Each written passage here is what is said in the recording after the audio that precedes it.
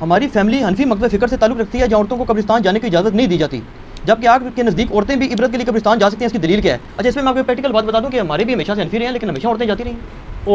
انفی بھی کوئی ایک نہیں نہ پائی میرے، انفی بھی تو بے شمار یا پھر یہ لوگ ایسے ہیں کہ جو باقاعدہ کسی علماء کے ذریعے سے ہیں۔ ہاں جی، آپ کی فیملی انفی بریلوی تھی، انفی دیوبندی تھی؟ ہے تو بریلوی ٹائپ۔ ہاں تو بریلوی تو بریلوی صاحب تو مزارات پہ جانے کے مخالف ہیں، انہوں نے کتاب لکھی ہے باقاعدہ مزارات کی پہ، اور میں اکثر اہل حدیثوں کو چھیڑتا ہوں کہ آپ کی اور بریلویوں کی ایک بات کامن ہے کہ عورتیں نہیں قبروں پہ جا سکتی۔ یہ میرا موقف نہیں، نبی الاسلام کا موقف ہے۔ اچھا صحیح مسلم میں حدیث ہے، آپ صلی اللہ علیہ وآلہ وسلم نے فرمایا، اس میں میرا ایک ریسرچ پیپر بھی ہے، رسول اللہ صلی اللہ علیہ وآلہ وسلم کی آخری وصیت ہے، ریسرچ پیپر نمبر 1۔ اس میں میں نے قبروں پہ حاضری کے حوالے سے ہر چیز ایڈریس کر دی ہے۔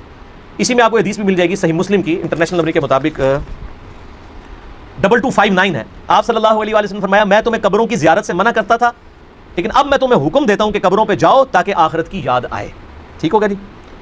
اور اس کے علاوہ بھی صحیح مسلم میں 2256 نمبر حدیث ہے کہ آپ صلی اللہ علیہ وآلہ وسلم نے، اوپر تلے 8-10 حدیثیں ہیں، یہ بھی صحیح مسلم میں۔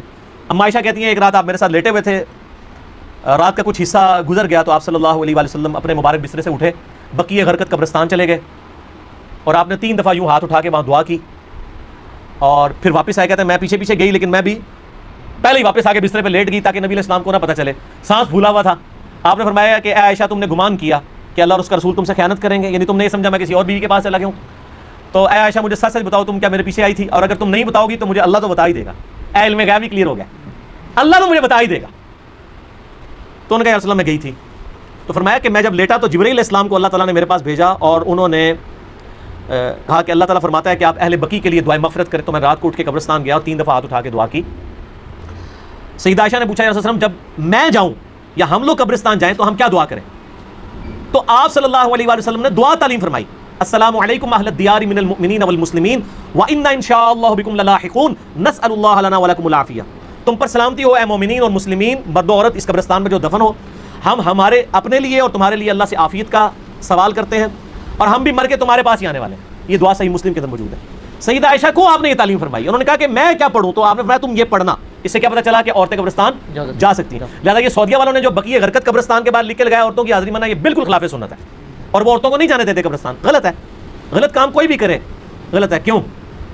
نہ میں وابی نہ میں بابی، میں ہوں مسلم علمی کتابی، نہ یہ بابوں کی بات ہوگی نہ وابی سو کارڈ بات ہوگی، یہ علمی کتابی بات ہوگی۔ اور اما عائشہ رضی اللہ تعالی عنہا باقاعدہ اپنے بھائی کی قبر پہ گئیں، جامعہ ترمذی میں صحیح سند کے ساتھ ہے، عبد الرحمن بن ابی بکر ان کی قبر پہ گئیں، وہاں پہ جا کے اشعار بھی پڑھے، اور امام ترمذی ایک حدیث لے کے آئے کہ نبی علیہ السلام نے لعنت فرمائی ہے ان عورتوں پر جو زوار القبور کرتی ہیں، کثرت سے قبرستان جاتی ہیں۔ پھر ساتھ ہی امام ترمذی نے لکھا اس حدیث کے اندر، یہ ساری حدیثیں آپ کو مشکات کی پہلی جلد میں نا قبروں کی زیارت والے چیپٹر میں مل جائیں گی کمبائنڈ فارم میں۔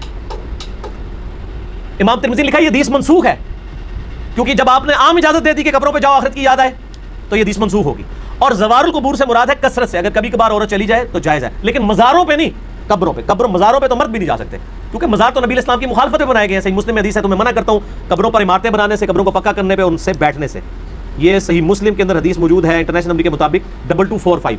باقی آپ میرا قبریں، مزارات، گنبد خضرا یہ لکھیں یوٹیوب پہ، میرے کلپ کئی ایک کلپ کھل جائیں گے ماشاءاللہ، لاکھوں لوگوں نے وہ کلپ دیکھے ہیں، گنبد خضرا والا کلپ، یہ ساری چیزیں۔ تو عورتیں قبرستان جا سکتی ہیں اور قبرستان پہ آپ ہاتھ اٹھا کے دعا بھی کر سکتے ہیں، آپ قبر والے سے نہیں مانگ رہے، اللہ سے مانگ رہے ہیں، قبلہ رخ ہو کے ہاتھ اٹھائیں۔ نبی علیہ السلام نے مسلم شریف میں 10 حدیث ہیں، ہاتھ اٹھا کے دعا کی، اللہ سے کی، اس کے بعد چہرے پہ ہاتھ بھی پھیریں۔ المستدرک الحاکم میں صحیح سند کے ساتھ ہے، تمہارا رب حیا فرماتا ہے اس شخص سے جو ہاتھ اٹھا کے دعا کرے کہ اسے محروم لٹائے۔ یہ ابو داؤد میں بھی ہے، وہ روایت کمزور ہے، مستدرک کی روایت صحیح ہے کہ اور نماز کے بعد بھی آپ اپنی انڈیویجول دعا ہاتھ اٹھا کے کریں، یہ افضل ہے۔ اس کے بعد چہرے پہ ہاتھ پھیرنا بھی نہ صرف سنت ہے بلکہ اجماع امت ہے۔ یہ تو سعودیہ کے چند مولویوں نے یہ کام شروع کیے ہیں اور وہ کہتے ہیں کہ جناب چہرے پہ ہاتھ پھیرنا ثابت نہیں ہے۔ ابو داؤد میں ضعیف روایت ہے کہ نبی علیہ السلام پھیرتے تھے، لیکن امام بخاری کی کتاب ہے الادب المفرد، اس میں انٹرنیشنل نمبر کے مطابق 609 نمبر اثر ہے کہ عبداللہ ابن زبیر اور عبداللہ بن عمر رضی اللہ تعالی عنہما یہ دونوں دعا کے بعد اپنے چہرے پر ہاتھ پھیرا کرتے تھے، اور عملی تواتر ہے، پوری امت پھیرتی ہے۔ یہ تو حدیث سے بڑی دلیل ہے، جب ساری امت یہ کام کر رہی ہوگی تو حدیث سے تو دلیل کی ضرورت ہی نہیں ہے، کوئی اختلاف نہیں ہے۔ سعودیہ والوں نے خام خواہ ایک اختلاف کھڑا کر دیا ہے، لیکن پاکستان میں جو اہل حدیث ہیں انہوں نے جو نماز نبوی چھاپی ہے دارالاسلام والوں نے، انہوں نے یہی روایت لکھی 609 الادب المفرد کی، اور کہا کہ بالکل یہ صحیح ہے، سنت ہے، چہرے پہ ہاتھ پھیر سکتے ہیں۔ بلکہ میں آپ کو شغل کی بات بتاؤں، سعودیہ سے کوئی چند سال پہلے کی بات ہے، ایک بھائی نے مجھے کہا ہمارے ایک شیخ ہیں یہاں پہ سعودیہ میں، مدینہ یونیورسٹی، ام القریٰ یونیورسٹی مکہ میں بھی ہمارے اسٹوڈنٹس ویڈیوز کے اعتبار سے جو ہیں وہ سنتے ہیں، تو انہوں نے کہا کہ مجھے وہ حدیث بھیجے، میں نے عربی ورڈنگ اس کی بھیجی۔ شیخ زبیر صاحب نے مشکات کی دوسری جلد میں دعا والے چیپٹر کے جو حدیث ہے نا ابو داؤد والی کہ نبی علیہ السلام چہرے پہ ہاتھ پھیرتے تھے، اس کے نیچے لکھا ضعیف ہے، لیکن ساتھ ہی فٹ نوٹ پہ لکھا صحیح سند ہے عبداللہ بن عمر اور عبداللہ بن زبیر سے کہ وہ چہرے پہ ہاتھ پھیرتے تھے، اور وہ روایت بالکل صحیح ہے اور بخاری کی صحت کے اوپر صحیح ہے۔ تو جب ان کو حدیث بتائی انہوں نے کہا نہیں یہ تو ضعیف ہے، اس میں فلاں راوی ضعیف ہے۔ میں نے مکتبۃ الشاملہ میں اس راوی سے صحیح بخاری میں 12 روایتیں نکالی اسی سند کے اوپر، اور اس کو کہا کہ یہ اس کو پرنٹ نکال کے دے مولوی کو، اس کو کہا بخاری کی بھی 12 حدیثیں ضعیف ثابت کر، اسی سند پہ الادب المفرد پہ ہے چہرے پہ ہاتھ پھیرنے والی۔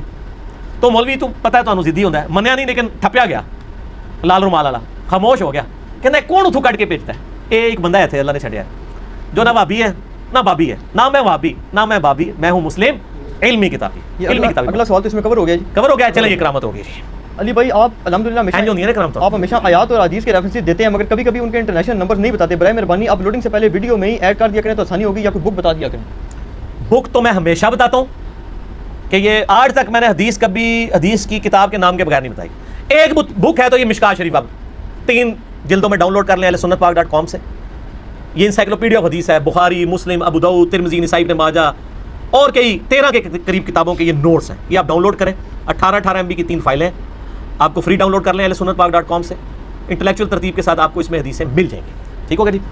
تو باقی انٹرنیشنل نمبر چونکہ اکثر میں نے پورے مسئلہ نمبر ریکارڈ کرائے ہیں، میرے ریسرچ پیپر ہیں ان میں نمبرنگ بتائی ہوئی ہے، یہ فی البدی گفتگو ہوتی ہے، اس میں جو نمبر یاد ہوتے ہیں وہ بتا دیتے ہیں، نمبر ضروری نہیں ہے، میں حدیث کے جو الفاظ بتاتا ہوں اسلام 360 میں وہ لکھا کریں، سرچ کے آپشن میں جائیں آپ کو مل جائے گا۔ جب میں مسلم شریف، بخاری شریف، ابو داؤد، ترمذی بتا دیتا ہوں تو اتنا تھوڑا ہے، تو ریفرنس ہو ہی جاتے ہیں۔ باقی اپلوڈنگ سے بغیر پہلے یہ کچھ کرنا، یہ اتنی بڑی ایڈیٹنگ ہے کہ اس کے لیے پورا ایک آفس اور کئی بندے چاہیے، تو یہ پاسبل نہیں ہے، ہم نے تو ویڈیو فوراً اپلوڈ کرنی ہوتی ہے، اور آلموسٹ ہمارے جتنے اسٹوڈنٹس ہیں ان کو نمبرنگ پتہ ہے، وہ آپ کو واٹس ایپ نمبروں پہ رابطہ کریں، وہ بتا دیتے ہیں اور آسانی سے آپ کو مل جائیں گے۔